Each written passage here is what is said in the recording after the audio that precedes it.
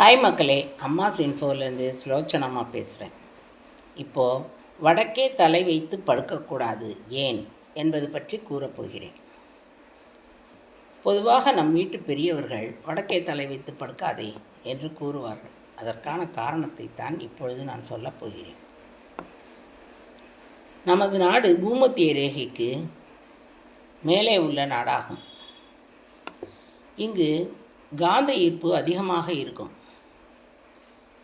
அதனால் வடக்கே நாம் தலை வைத்து படுக்கும்போது அந்த ஈர்ப்பு விசை அதிகமாக இருப்பதால் நமக்கு அதிகமான அது இரத்தம் மூளைக்கு பாயும். இதனால் மனப்போராட்டம் போன்ற பிரச்சனைகள் ஏற்படக்கூடும்.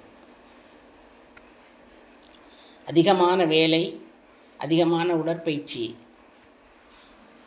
முதலியவை செய்துவிட்டு வடக்கில் தலை வைத்து படுத்தோமானால் நமக்கு மனப்போராட்டம் ஏற்படும். அமாவாசை, பௌர்ணமி போன்ற நாட்களில் நிலவின் ஈர்ப்பு அதிகமாக இருக்கும். அதனால் கடல் போன்ற பெரிய சக்திகள் மற்ற நாட்களை விட அதிகமாக மேலே எழும்பும். இதை போலத்தான் நாம் வடக்கே தலை வைத்து படுக்கும்போது நமக்கு ஈர்ப்பு விசை அதிகமாக இருப்பதால் மூளைக்கு அதிகமான இரத்தம் பாய்ந்து மனப்பிரச்சனை, மனப்போராட்டம் போன்றவை ஏற்படும். பூமத்திய ரேகைக்கு கீழே உள்ள நாடுகள், தென்னாப்பிரிக்கா போன்ற நாடுகளில் தென் திசையில் ஈர்ப்பு சக்தி அதிகமாக இருக்கும்.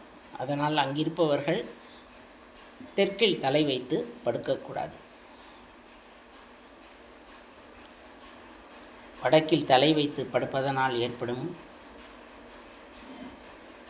பாதிப்பை அறிந்து கொண்ட நாம் இனிமேல் வடக்கில் தலை வைத்து படுக்கக்கூடாது. இந்த வீடியோ பிடிச்சிருந்தனா லைக் பண்ணுங்கள், ஷேர் பண்ணுங்கள், சப்ஸ்கிரைப் பண்ணுங்கள், கமெண்ட் பண்ணுங்கள். வாழ்க வளமுடன்.